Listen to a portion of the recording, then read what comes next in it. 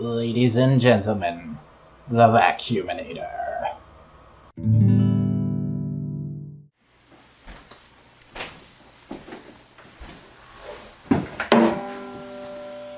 Hello, I am the Vacuuminator. You know, I was trying to come up with a little intro for this here episode of the Analytical Fanboys podcast because I edit these, if you didn't know that. Pull a lot of the weight around here. And I came up with a little concept because you see, our first episode was on WrestleMania, big wrestling event. This episode is on Beck, Mongolian Chop Squad, big music anime. So I figured, why not steal a current wrestler's bit, come out here in kind of in a Eliasized version of my outfit that I wear for videos, and play y'all a little song, because Elias is a heel, and I'm basically the heel of this podcast. And let me tell you something, I've got a fucking bone to pick about the main character of this show, Koyuki. He is just shit. He's terrible. He's awful. Much like this whole show. It's all just a bunch of ho-dunk nothing BS that nobody should waste their time on. I should have skipped this show. I shouldn't have even watched it. It wasn't worth my time. And let me tell you something, neither are you. You don't deserve to hear this song, but I'm going to give it to you anyways, because the world needs to know how I feel about this character. So if you know what's good for you, you will shut your mouth right now, listen to my song, and walk with the Vacuuminator. Are you ready? Here we... What are you doing? Why is it getting... What the fuck are you doing? Why... You're not... No! Don't go to the episode yet! I haven't done my song! Why are you fading? Stop! Come on! I paid good money for this guitar! This is brand new! Hello, and welcome to Analytical Fanboys. This is our podcast. Yay. My name is Chris. You may know me as Boingo Writer. With me is my consummate host and collaborative personhood, Simon, known as the Vacuuminator. I was made to hit people who live in the USA. Literally. I'm gonna beat them all up. I'm gonna track them down. I'm just gonna start hitting them. You're the first, Chris. I'm coming after you right now. Watch your back. I'm right behind you. I'm winding up. Here it comes. All right then. If you do not know the premise of this show, me and Beck both put a bunch of media, conversation topics, music, movies, television shows, whatever, into a list.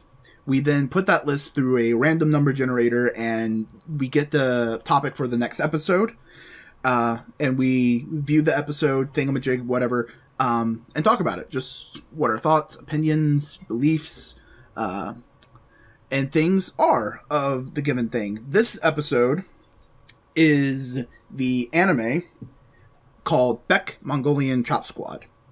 Now, I would like to preface this real quick, if you don't mind. This is my favorite... I'm laughing because I know what's coming. This is my favorite anime of all time.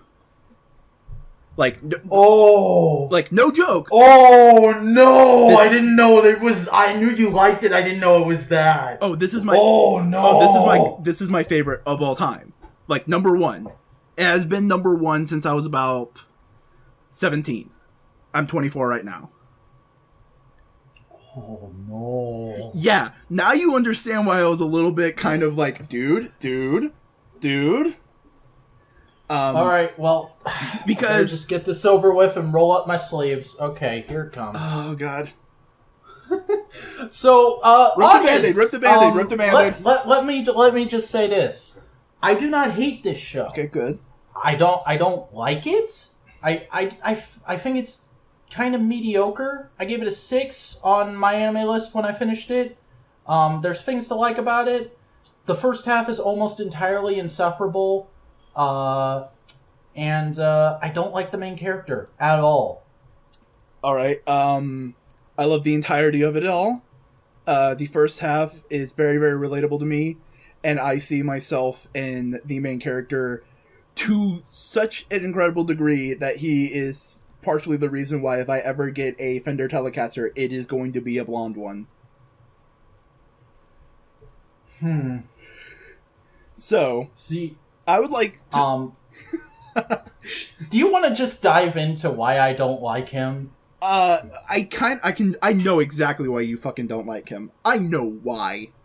He's a weak, punk-ass bitch motherfucker who can't pick a damn girl! He does! He picks Maho!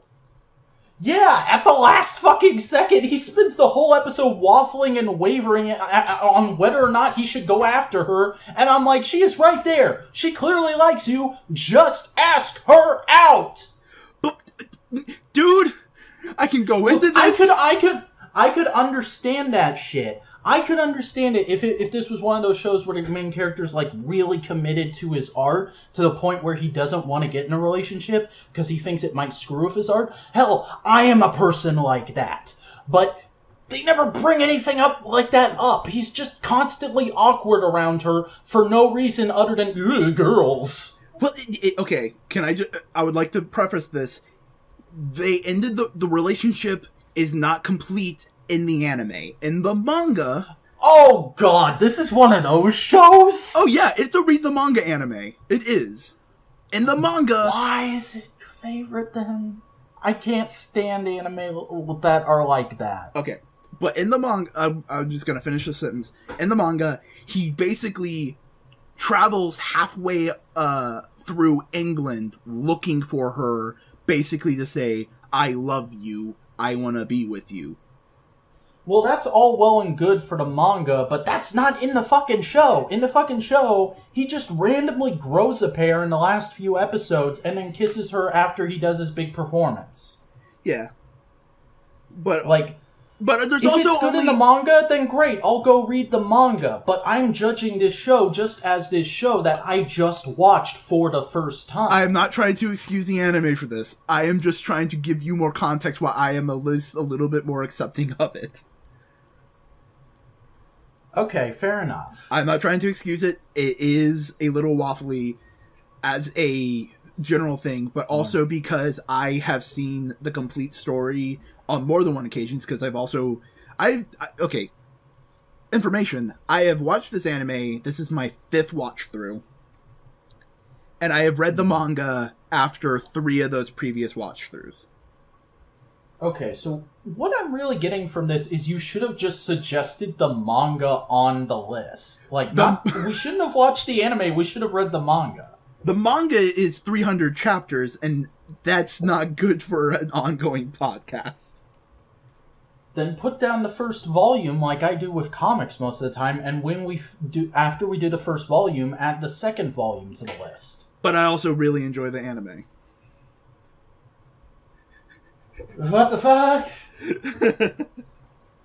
And the Maho thing isn't even my only problem with him. I cannot... The bullying shit that is constantly going on in this show where I'm like, do they not have anti-bullying BSAs in Japan? Does he not know the basic bitch knowledge of go to a teacher, stand up for yourself, utter platitudes, don't wait around and be a little puss boy until your bandmates see you getting beat up and jump in and fight for you? You know what? Punk ass bitch. No, come at me. I want to hear your legitimate defense of this. I was excited to do this episode because I wanted to hear why you like the show. Okay, those bits are very... The best way I can put it is it's very tortured artist to me. And you know what? I can understand people not liking that, but it's very much the people who get him. The people who don't need to come to terms and be able to get him. That's why both the major bully characters that are actually important, because the third one is just a punk ass bitch that's not even thing. The 2 major ones both come to an understanding of, yeah, we're both assholes to this guy and let's be better. It's much more because when I saw that, it was more of the red-haired dude bullying him because he sees himself in the guy, and the other guy just being a dick, but not knowing that he is being a dick. You know? See, so many of those characters, it just doesn't compute with me. Like, the only type of I was being a bully because other thing was happening in my life or this affected me and made me act out this way, the only character type that ever really works for me in that pantheon is guy who had a shitty home life with like an abusive father or something. Like Rick Remender's Venom run with Flash Thompson as Venom, the shit they do with him looking back on the way he treated Peter Parker, that shit is great. These guys just felt like generic bully characters to me, and maybe it's because I didn't grasp the backstory stuff well enough, but I kind of don't feel like that's what it is. Well, dude, the punk rock, the red-haired dude, the first bully who was extorting money, his whole thing was that he didn't feel like he could actually be a guitar player professionally because his dad was one and he was a fucking piece of shit.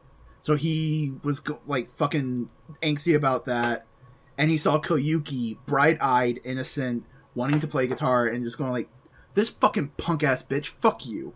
Why do you get to be happy doing the thing I want to do? I'm not happy." See, I got that there was something with his dad, but I never like extrapolated that out of it. His dad was in a band, and like, here's the thing, I also have a bad relationship with my dad, so I immediately recognize this shit. Like, see, and I have a great relationship with my dad. I'm basically his caretaker at this point, so I don't pick up on that shit as easily as maybe I should. But when I say this was my favorite anime, going through this and getting the bits and pieces of information piecemeal from you as we were kind of like bouncing a little bit back and forth.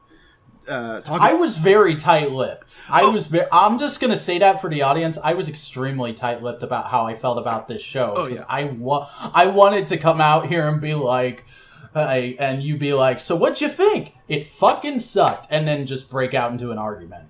I thought that would be a hilarious episode of the podcast, but it's been good in another way so far. So when we started having this conversation of talking about doing the episode, doing this whole thing with Beck, I came to a realization of what I mean when I say something is my favorite. When something is my favorite, it has completely fundamentally changed the DNA of my soul to the point where I am no longer the same person. Beck is my favorite anime because it completely changed me as a person. Oingo Boingo is my favorite band because it completely changed me as a person. My favorite books are Fight Club and Hitchhiker's Guide to the Galaxy because they completely changed who I am as a person. See, okay, we can get into this conversation. I view things that are my favorites as there's something that speaks to a fundamental truth about the way I look at the world that was already there. Supergirl is my favorite. My connection's being a little spotty. Could you just repeat what you just said? Okay. My favorite things are my favorite things because they speak to a fundamental truth about who I am and the way I look at the world that was already there, but I just didn't fully understand until I saw that character. Supergirl is my favorite character in fiction because she proves that no matter what kind of shitty calamity befalls your life, you can still get back up and be a good person. Kamen Rider Wizard is my favorite tokusatsu because it is such a perfect and deep examination of what depression does to people and why you need to be that person who's always there to pick people up. What's another one? Gurren Lagann is my favorite anime because it speaks to me in great detail about the world and how the human race as a people should carry themselves and the responsibilities we have as the most intelligent form of life that we currently know of. That kind of shit. Also, while you talked about Gurren Lagann, real quick, I want to mention the guy who did the animation for episode 4 of Gurren Lagann, the one where it starts looking really weird, was the director for Beck Mongolian Chop Squad. That makes so much sense, because I was going to try and get on a positive point next, but I guess we can get into the fact that I really didn't like the animation in this show. But, a lot of it seemed super lazy and like half-assed, and I know these are words that anime fans don't like thrown around because the animes all have similar budgets, yada yada hoo-da-ha, but like just the way they show people playing instruments really ticked me off, because it's either extremely backed up wide shots to where you can barely tell what's going on, it's random shots of stuff that's happening around them, or it's CGI instruments, maybe actually hand-drawn characters playing them, which clashes so terribly badly. And being a guy who the only other music anime I've watched is K-On!, a show where they intricately fucking detail, hand-draw, animate them playing their instruments, that shit just makes me want to throw up in this show. Nah, dude, it's fine. I don't know, dude. There were some real points where I was like, this animation is just so bad. I'd rather listen to this show. Which I couldn't do, because do you want to get into this argument next? Okay. I promise I'll say nice things after this. Okay, so I put on the list the dub, because that's how I watched it, and that's how I view it as my favorite, because I watched the dub. The characters I know have those voices. And I can understand that feeling. I have that with certain anime like Naruto. I've tried watching Boruto. I have to wait for it to be dubbed. I can't watch it subbed, because those voices do not connect. It doesn't compute. But in this show, going into it with no prior knowledge, as soon as Johnny Young Bosch started talking, I just heard a guy who just came in to pick up a paycheck. And like, I know, people love Johnny Young Bosch. He's a good boy. I'm not saying Johnny Young Bosch is a bad boy. I'm just saying I don't think he gave a particularly good performance in this show, because here's something I didn't tell you. I did stop watching the whole episodes dubbed after halfway through the first episode, but I would occasionally bounce back just to hear what certain characters sounded like in the dub. Like, when I first decided I really liked Saito-san, we'll talk about him in a bit. When I decided I really liked Saito-san, I was like, what's he sound like in the dub? And I'm like, well, it's not terrible, but it's still clearly just somebody they pulled out of a Rolodex of voice actors they've used a million times before, and he's not really putting anything special into it like the sub actor is. I'm going back to the sub. Yeah. I hear the subtleties and everything. Mm. Like okay, because you didn't go through the whole thing. Koyuki's dub voice. In the beginning, it is very, very harsh and whiny, because that's Koyuki's character at that point in time. But as the show progresses, it steadies and becomes deeper and more resonant. By the end, he's talking in a more adult voice. I don't think I watched any of the final episode stuff, so I can't speak to that. But and maybe that would have made me like his turn at the end a little more, because I'll be honest, it seemed like it came out of fucking nowhere. It seemed like he just said, I'm gonna go get on stage because the script says to. What, the in concert? Yeah, Grateful Sound, where it's raining and they're all like, fuck, we can't play in the rain. No, that it's a fucking statement of, I don't fucking care. Music is what I'm playing. It's not Beck. It's not this. I'm just going to play fucking music. They're waiting for something. I'm just going to fucking do it. See, I don't see how that works when so much of the show is characters talking about how much they care about being a part of Beck. Yeah, because that's Beck. Beck is not, oh, we gotta fucking try and be this band and sell records. No, Beck is just that group of people fucking making music. And he's just going like, motherfucker, we're fucking having to deal with this evil-ass music producer. We're having to deal with all this bullshit. Let's just fucking play music. I don't know, man. I don't know about all that. That seems like a bit of an extrapolation to me. And again, maybe it wouldn't have felt like that. Here's the thing. It's not an extrapolation. Manga. No, it's not an extrapolation from the manga. It's an extrapolation from the fact that I'm a musician. I play against a guitar. I play like I've been on stage. I've done this. That's what you do. That's just the mindset. That's just how you are. And maybe maybe I would get that shit if I was more into, like, musicianship. But here's the thing. I'm not a big music guy. And we've talked about this. You are a huge music guy. I'm a very casual singles guy at best. Like, I've been playing guitar since I was about 13. Mm.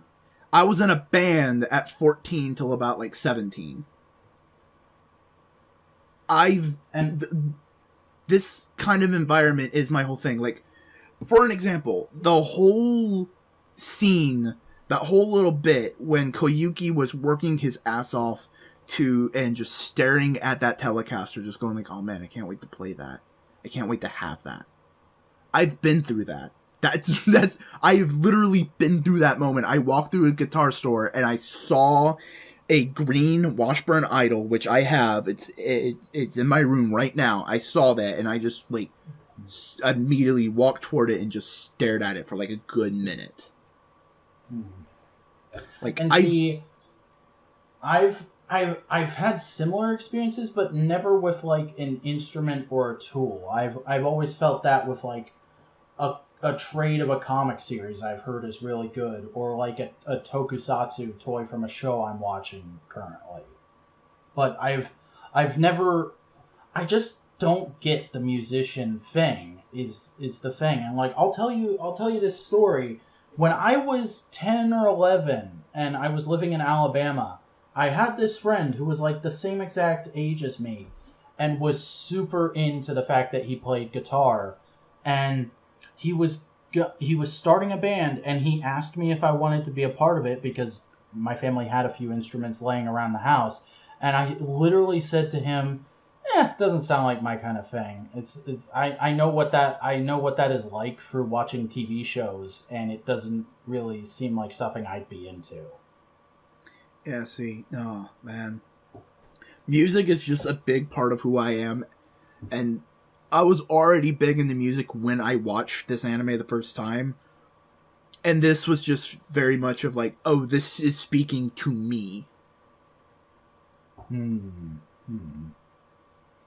Yeah. And like, I get that. There's things that are like that for me, but this show just wasn't it. I was just seeing like little flaws in it everywhere that I have because of my personal outlook on the world. And like maybe if I saw it when I was younger, maybe if I was more interested in music when I was younger, this would have had a bigger effect on me. But because it's so much about musicianship and what goes into being in a band, it didn't really hit me as much as, to call back to this show again, K-On! Did. Because K-On! is a show that's much more about the people and the act of being together and having friends than it is about being in a band and being a musician. It has those moments, but that's not the main thing of the show. And I fucking love K-On!, bro. But like, there are those moments, but they're very, very geared toward musicianship and bandhood. They're very much about that brotherhood. It's very much of those moments of like... And I've never experienced anything remotely like that. Like, I've never even really had a really close friend. Not even up until recently, I would say, is like you and Database Ranger are the only two people I've ever really felt like, oh, this guy could end up being my best friend. I could form a group of friends with this guy. But that's only in like the last 2 or 3 years of my life. Yeah. I never had that group of friends from when I was like in high school that people always talk about. I've been I wouldn't call myself a lone wolf, but I've not really been close with people up until recently. Yeah, no, and see, I did have that friend group in high school because I still have my best friend. And we transferred music. He was a huge Iron Maiden fan. I had another friend and he got me into Death from Above 1979. We just traded bands. Like, I would find a weird band and I'd bring it up, and music was such a big part of who we were and who we are that oftentimes we do talk in music. We do talk in, oh, this song, that song. Like, oftentimes when we're riding to a place to go watch a movie or something, one of us will put on music and just go like, what do you think about this? And go like, yeah, I feel this groove and I feel this vibe. And it's like, yeah, man, I can see that. Like, we were fucking listening to some dope ass electro pop shit, and like one thing came up and it was like a remix of this old 40s swing song, and I was going like, oh man, it fucking feels like electro swing. It's great. And it's like, oh yeah, dude, it does sound like electro swing. Interdast. See, the closest I can come up with that is occasionally just bringing up a story, whether it be a movie, show, comics, or a book that I've read, and just like referencing it once, and then somebody else going, "Oh yeah, that thing," and isn't that great about that? And yeah, and this and that, and then we're done. Yeah. No, music. Like, we even have inside jokes about fucking music because I had a guitar class in high school. But because I was already pretty experienced playing guitar, I was one of the more people who helped teach it. So one of the songs I suggested playing was "I Will Walk 500 Miles." Have you heard that one? Yeah, I've heard that song before. That's a song that's related to Doctor Who. That's how I found out about that. Oh, good lord. Okay. Moving on. We would play it. And because I was still in high school and I didn't have a band and I was not a full-on professional musician, my friends, whenever it gets to the point of going da da da da, that bit, they would scream out, "Not a professional," and they would, and they still bring that joke up every once in a while. Every once in a while, they still bring up the fact that I tried to teach Ozzy Osbourne's "Crazy Train" as like a plucking technique. Song to get them used to moving their fingers and plucking strings. Yeah, I'm beginning to think this is a lot like Buffy the Vampire Slayer for me. Have you ever seen my Buffy the Vampire Slayer video on my main channel? Do it? Because your voice cut out for a second. Oh, okay. I'm beginning to think this show is a lot like Buffy the Vampire Slayer for me. Have you ever seen my Buffy the Vampire Slayer video on my main channel? Yeah. Where you basically said, yeah, you don't get it. It's just the things that show is playing off of so strongly don't resonate with me because I've never had these kinds of experiences, you know? And it's a very similar thing with Buffy and Beck, is it's very much about that period of your life of being in high school and transitioning into finding out who you are with all your best friends surrounding you and having all these cute little memories with them. I never had that. I was homeschooled on and off, and then I went and got my GED when I was 17, and I never really had that kind of constant socializing that gets you that group of friends. Not even when I was going to church with my parents every week. I would only have like 1 or 2 friends there, and even then, usually the second friend was kind of a dick all the time, and I didn't really like him. Yeah. I also thought you would connect to it as an artist, because you are also a creative, and I thought you would connect to some of the struggles of being an artist that they go through.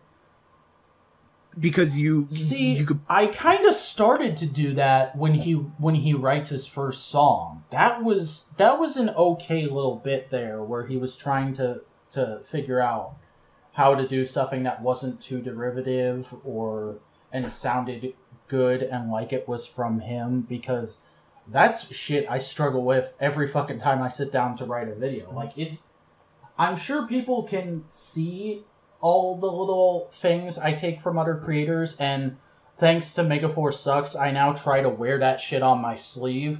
But I always have those moments where I'm writing a script and I'm like, oh fuck, is somebody gonna say this is just an endless jest video but on another topic? Or is somebody gonna say this is you ripping off Linkara's format to talk about this thing? Yeah. But so that was like the one thing with Koyuki. Need to get his name right. That was the one moment with him I kind of really got into his character. Yeah. But I also connect with all the main band members in bits and pieces.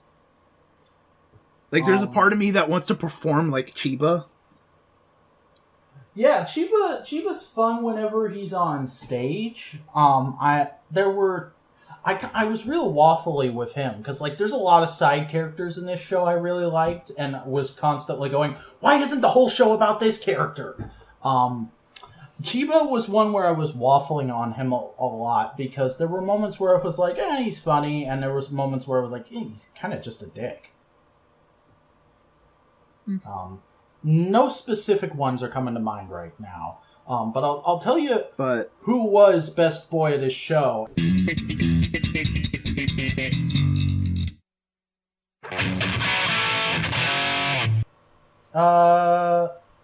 Yeah, we just had some technical difficulties, ladies and gentlemen. So since Chris is the master of ceremonies, he's going to hop us back on another topic with this show.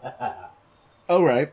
So you were meh on the visuals, you were meh on the characters, and you were disengaged. Not all the characters, just the main character. Okay. And you were... how were you about the story?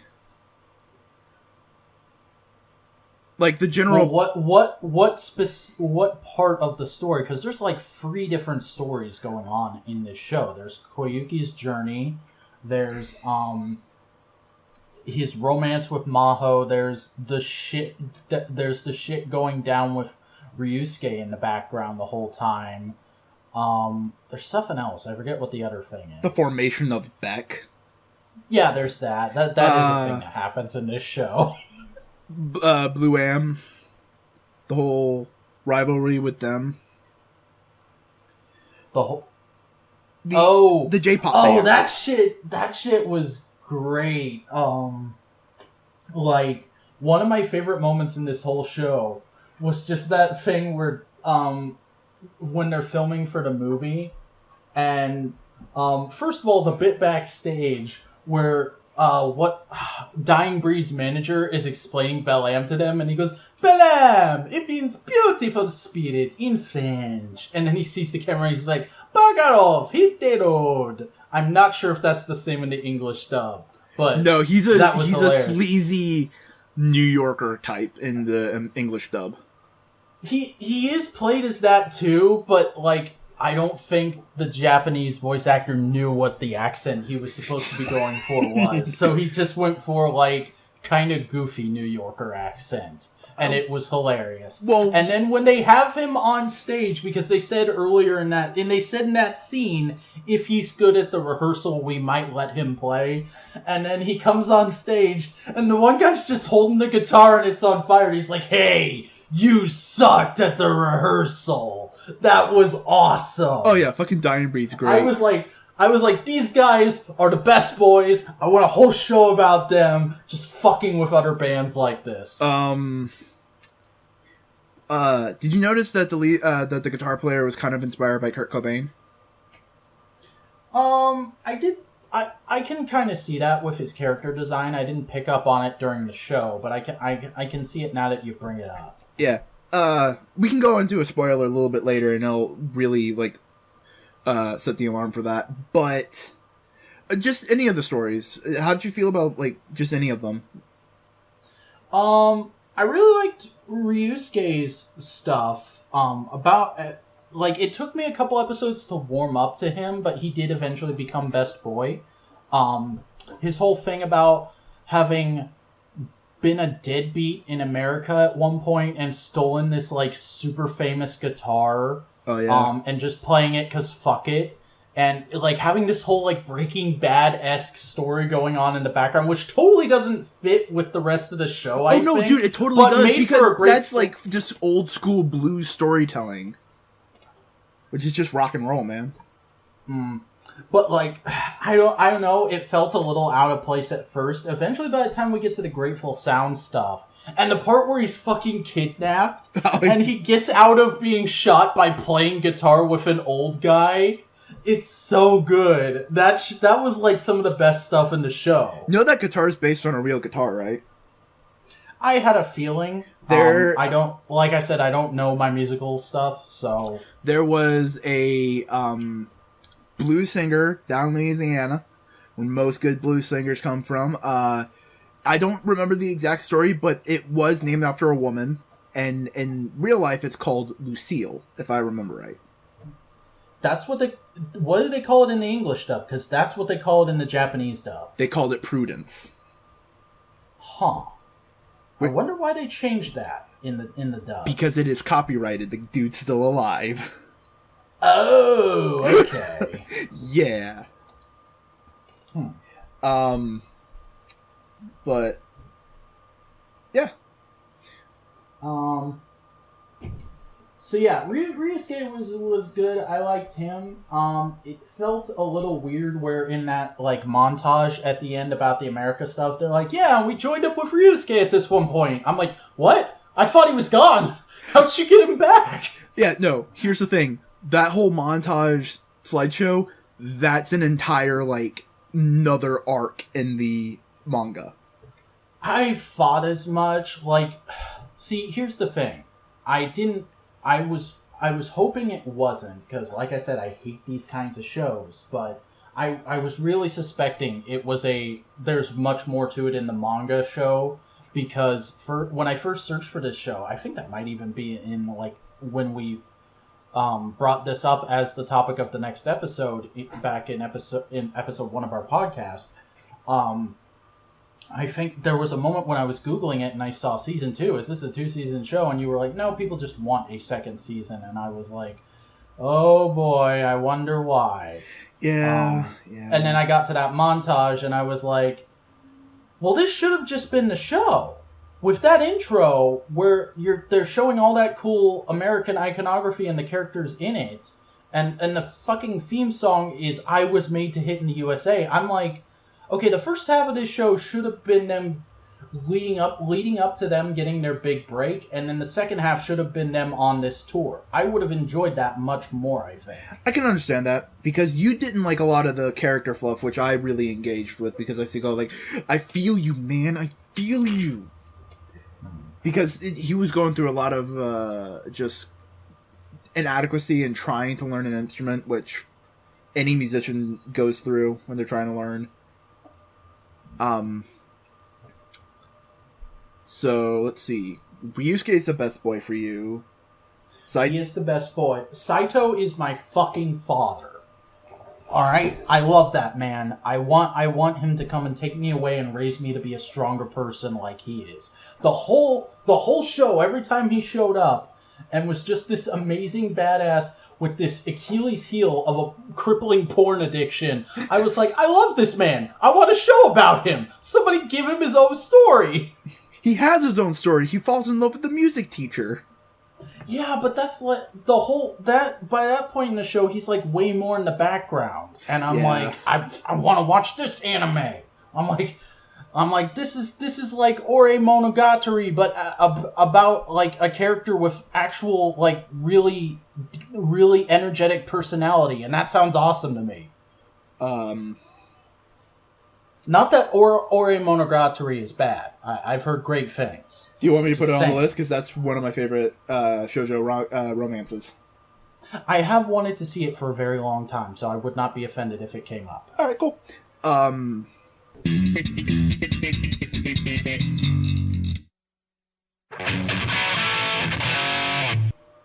But anyways, getting back to this show, what's something we have not talked about? How do you feel about the music in it?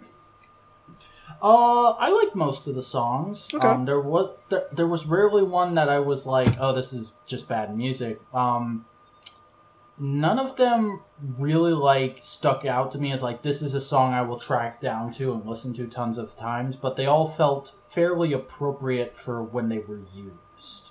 Okay, that's fine. I personally enjoyed them, but also because I'm a music guy, I am reminded of what they are influenced by. You told me you had a big fucking hard-on for Full Moon Sway. Oh, I fucking love that song. It's a beautiful ballad. It's good. It's a good song.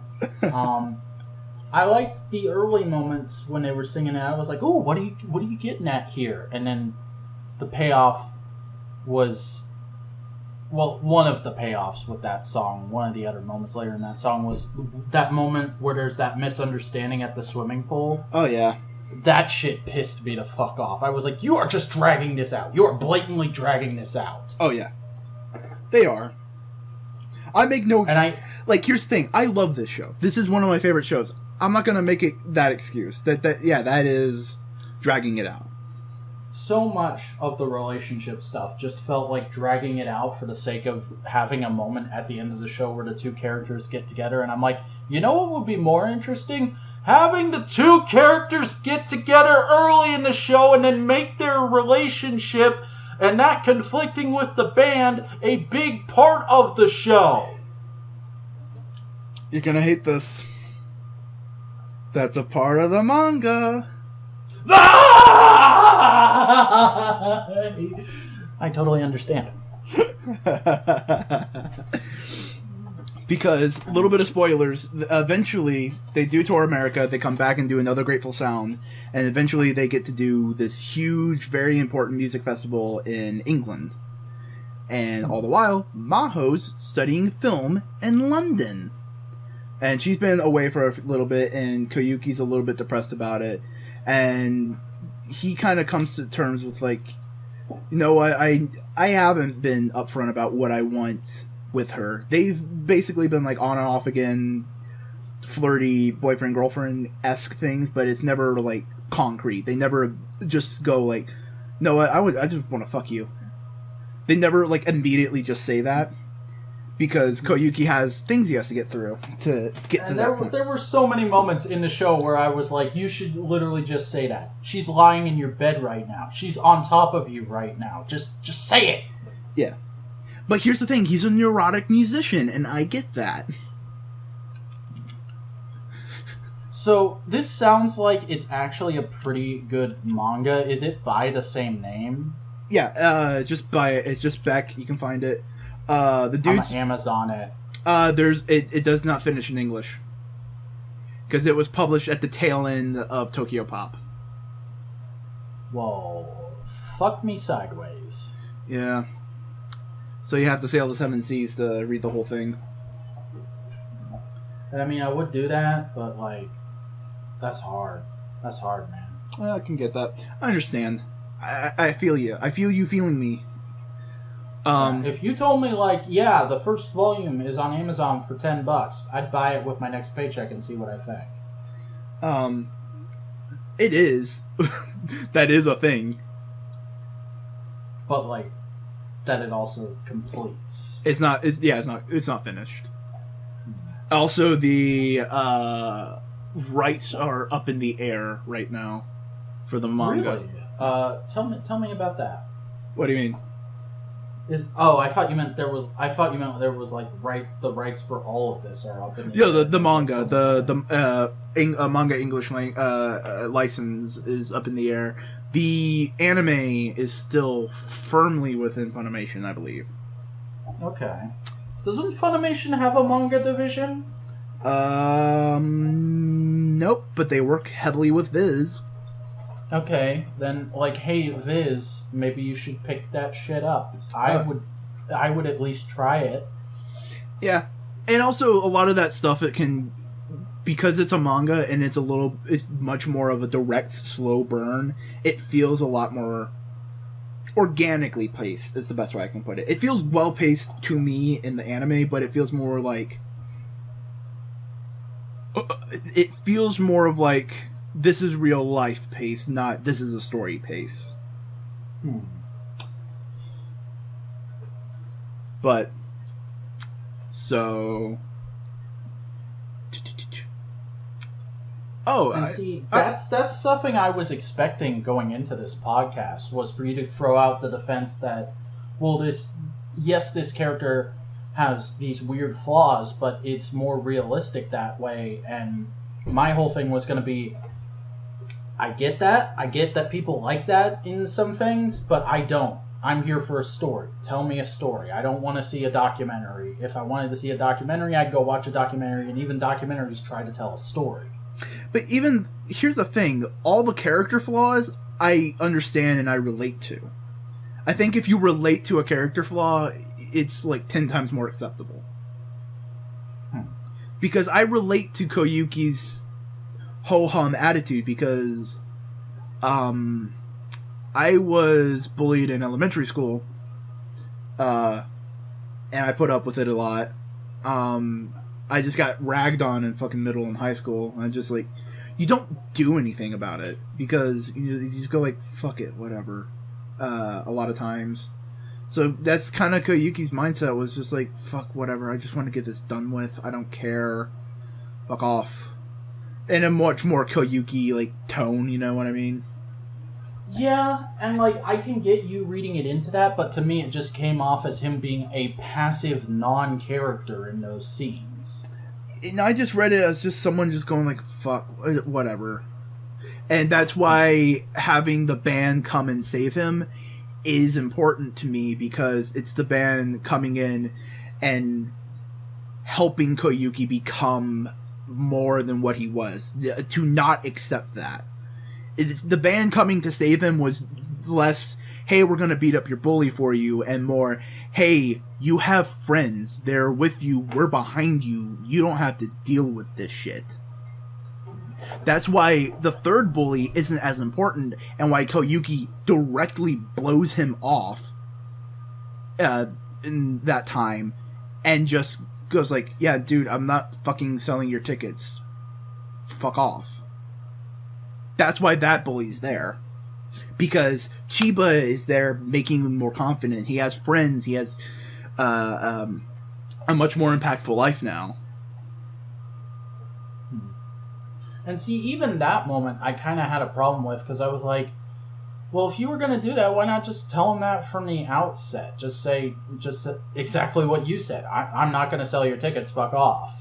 He tried. They just ran away before he could.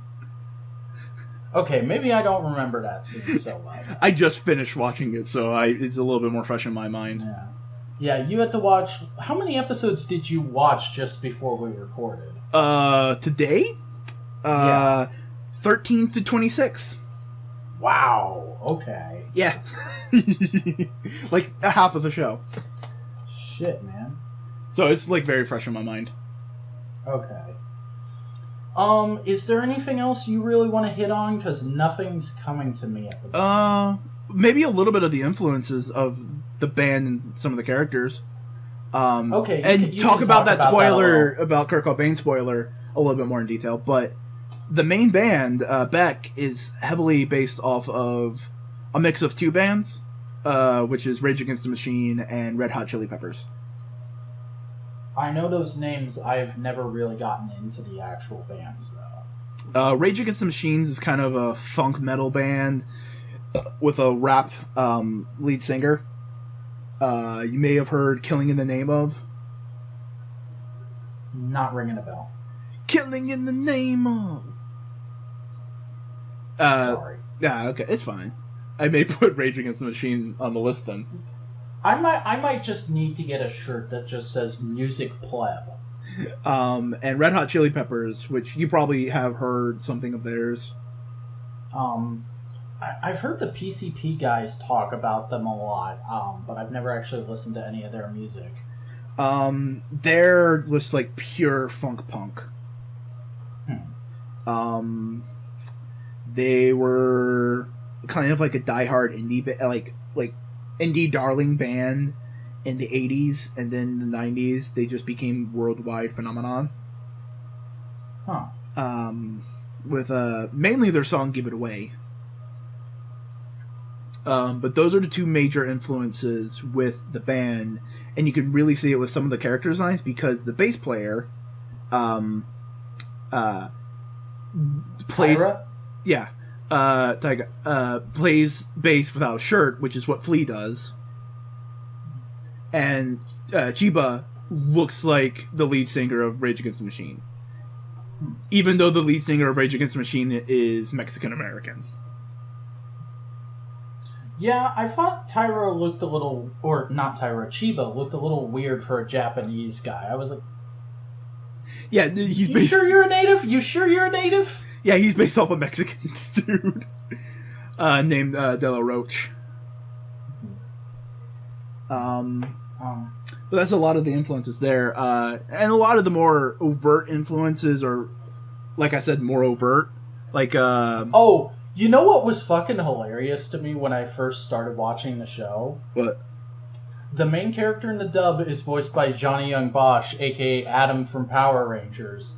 And Ryusuke's design is like the spitting image of Tommy from Power Rangers, specifically in Power Rangers Zeo. Yeah, I can see that. I can see that. But, okay. That lead guitar player from Dying Breed that I said, oh, he looks like Kurt Cobain, and you were like, yeah, I can see that now that you mention it. There's a reason why he looks a lot like Kurt Cobain. Is it that weird murder subplot that, in my opinion, that I didn't really understand the ending of? One of the singers for the label was just very critical of the label, and the label just wanted to get rid of her, and the dude got caught. Ah. That's pretty much the plot. It gets a little bit more complicated in the manga. Because that dude from Dying Breed is killed. Huh. And right before he was killed, he played a Dying Breed demo for Koyuki. So Koyuki is the last person to hear the last brand new Dying Breed song. And so there's this whole plot of Leon Sykes, because he gets out of jail because he's rich, trying to pawn off a song as the last Dying Breed song, and Beck trying to hold that last vestige of rock and roll and give it to the world in a real form. So it's a lot of corporate idea, musicians and death. All the shit that happens in this manga that's not in the show sounds way more interesting than the show. I'm sorry you are disappointed. I'll give you what chapter the manga starts that you can just go and start reading the manga. Because you've been through the bullshit that you said you don't like, and now Koyuki's probably a much more palatable character by the end of it. Am I right in assuming that for you? He is, but I still have a problem with him in I didn't really understand how he got to be that way. It seemed like his character just changed for no reason during Grateful Sound. And you've kind of given a decent explanation, but it's still hard. It's still something I'd have to take another look at to get. Think of it like this. As an artist, as a performer, what is the one thing that is always said about a show? The show must go on. There you go. They're all giving up. They're all going like, fuck, this is just falling apart. And he goes like, no, The show must go on. And that's his final point of becoming a musician. But that didn't really come from anywhere. I didn't really feel like they were building that up during the earlier parts of the show. When that happened, I was just like, okay, I don't see how you got there, but okay. I don't know. I see it because I go like I can get into his head because like I said, I see myself in him. I've been through those imposter syndrome moments. I've been through like, I can't play this. Fuck, my fingers hurt. Fuck, those kind of moments. Because I learned to play guitar. I've been through that shit, and I've been through that shit when he was at that same age. So, I see myself in him, and it's less of like, I see myself in him now, and more, I saw myself when I was that age in him. And it's much more of like, alright, I got through that, and I see you can go through it, and I want to see you go through that.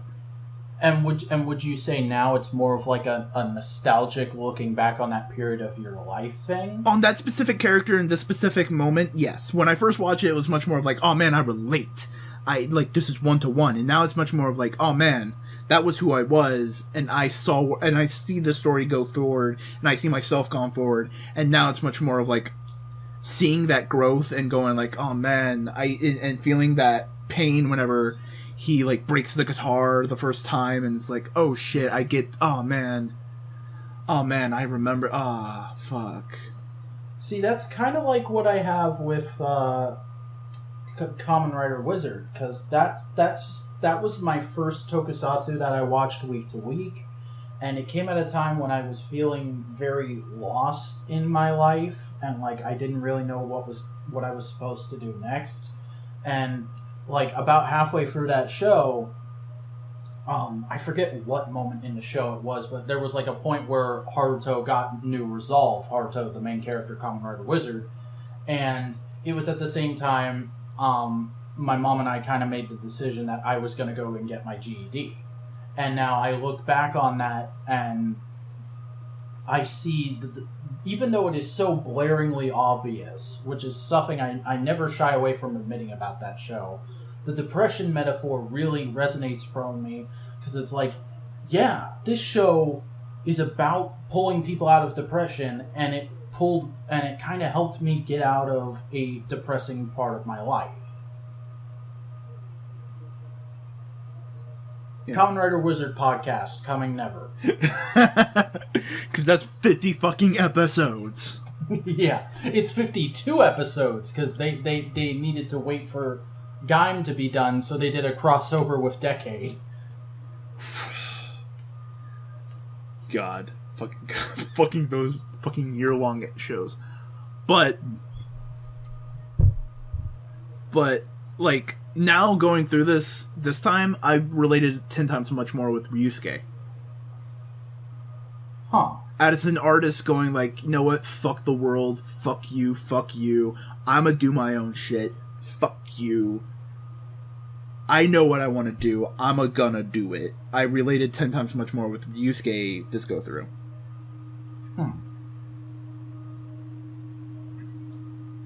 I can see that. Yeah. I'm trying to think of anything else that is just like neat and cool that I like about the show.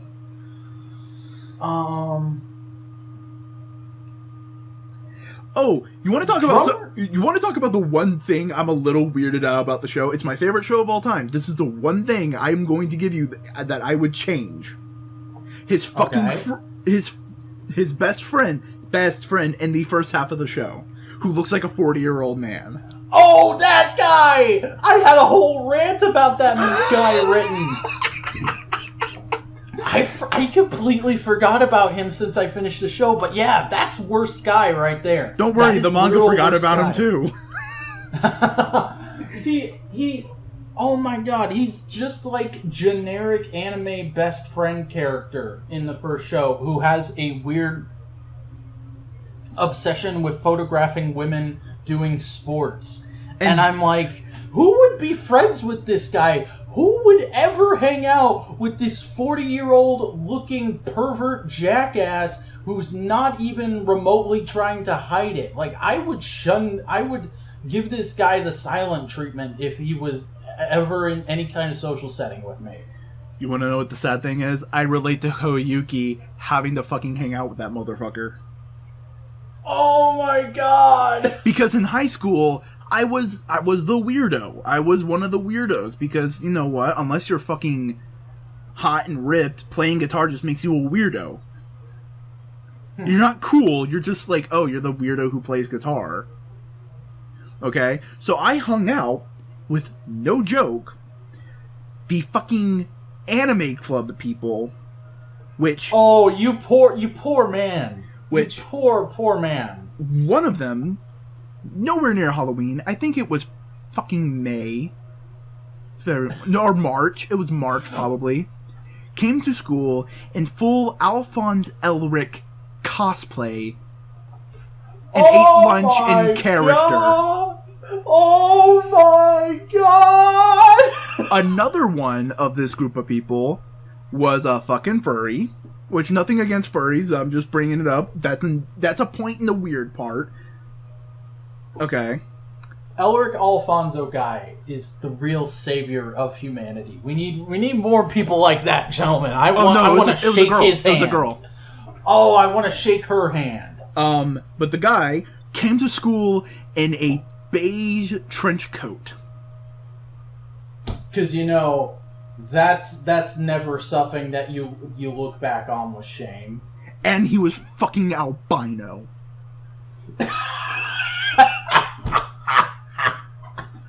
Oh my god. Yes.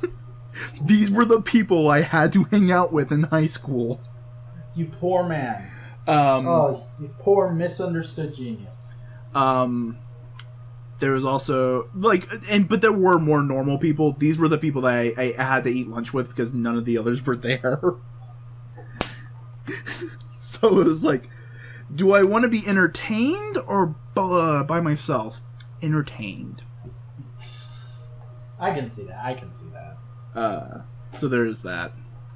That was also some of the group. It wasn't all of them, but there was some of them where every weekend, damn near, we would go to one dude's house and just watch a movie. And one time we watched The Man Who Fell to Earth, the movie where David Bowie showed his penis. Oh no! Please don't tell me. I know what's coming. Do I? No, I'm not putting that on the fucking list. It's a weird art house film. No. I think I know what happened at this party, but continue. Oh, we fucking watched the movie and then we went home. That's what happened. Okay. Yeah. I thought you meant somebody whipped their. No. David Bowie showed, David Bowie, the musician. Yeah, I understand I know about that movie. I thought you were leading into, and then somebody whipped out their dick. No. That may have happened at another party, though. Thank God. But of course, there was alcohol there. Mm. That was also the party where my pants got dirty, and I was offered another pair of pants to wear, and they were skinny jeans. Do you look good in skinny jeans? I look relatively well in skinny jeans. Then I don't see how that's a problem. They were bright red emo skinny jeans.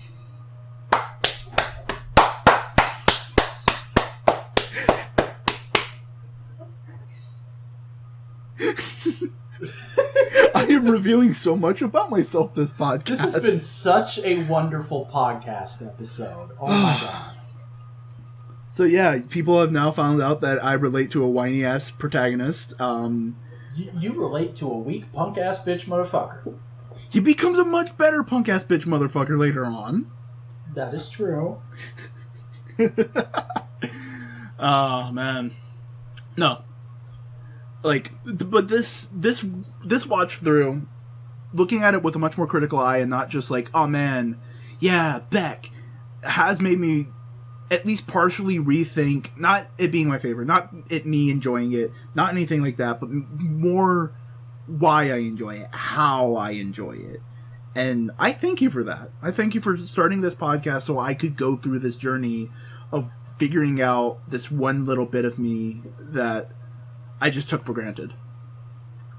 Well, you're welcome. I'm I'm of two minds about me having gotten dragged through it, but you're welcome.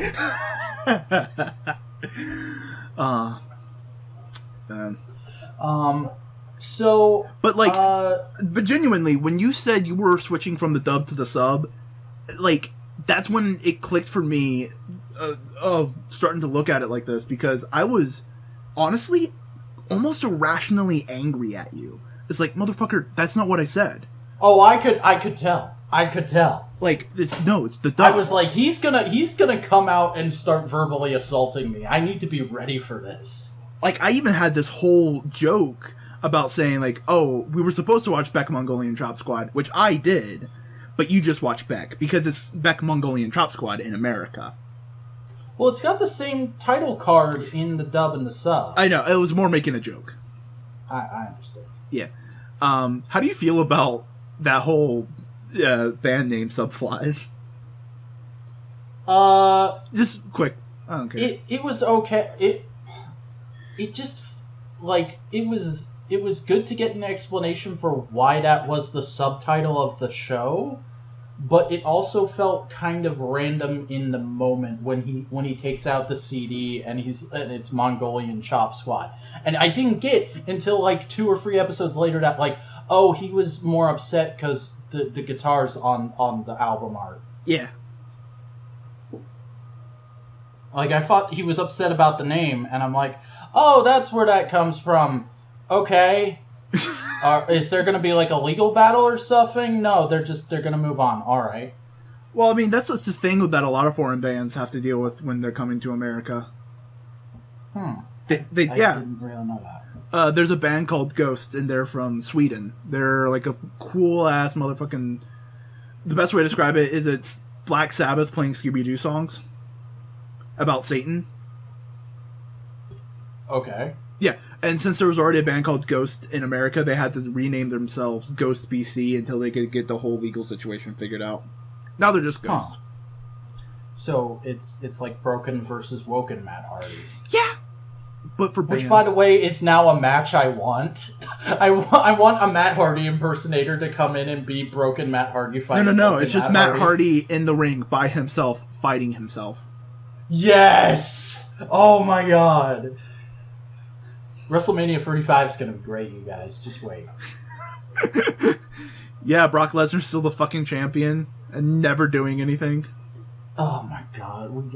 That's a whole other podcast in and of itself. Oh, he's almost close to breaking CM Punk's record. Something inside me just died.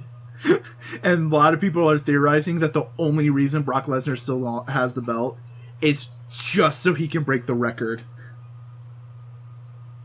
Oh, that hurts.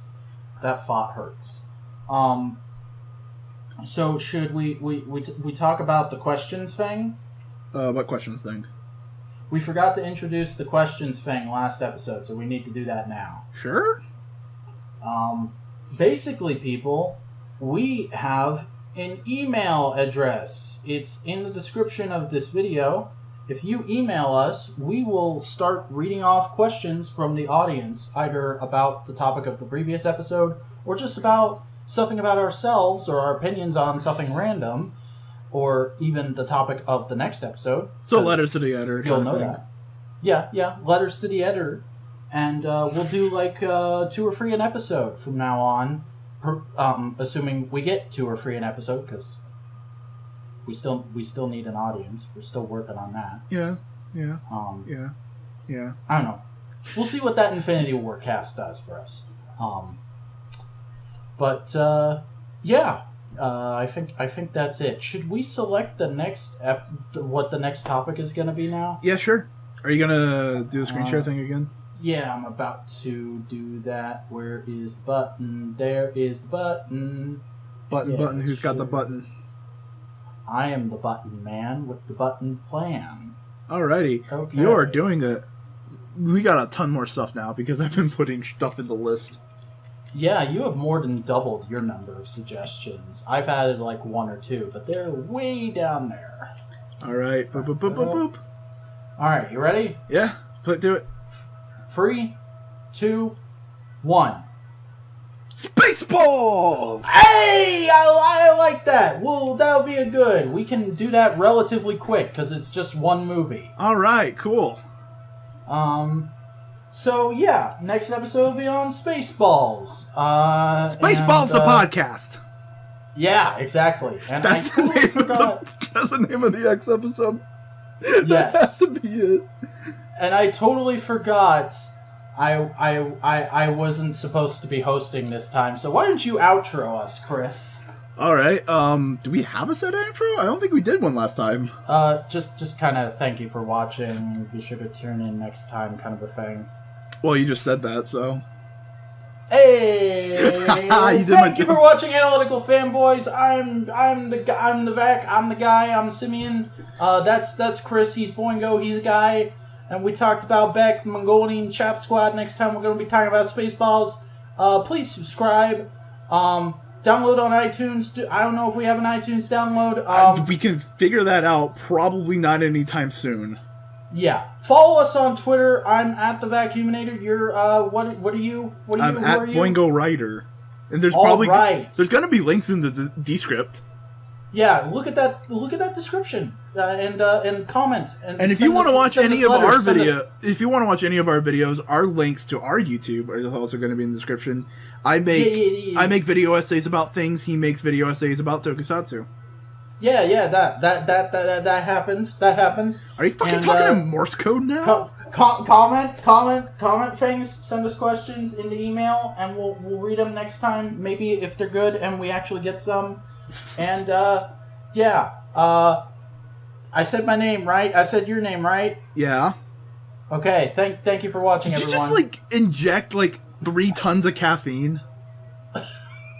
I freaked out because I realized we didn't have a set intro, and I just started spouting podcast and stuff. All right, cool. And you're editing, so you can keep this in. This would be Yeah, I will. Okay. We're gonna go now. Bye. It's the internet. They choose when to leave.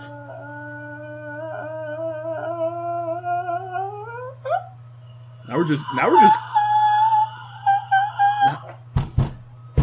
just goofing. I'm dead. I died. Oh no, the podcast is over then. You're gonna have to find a new job. What fucking job? Okay, I'm stopping now.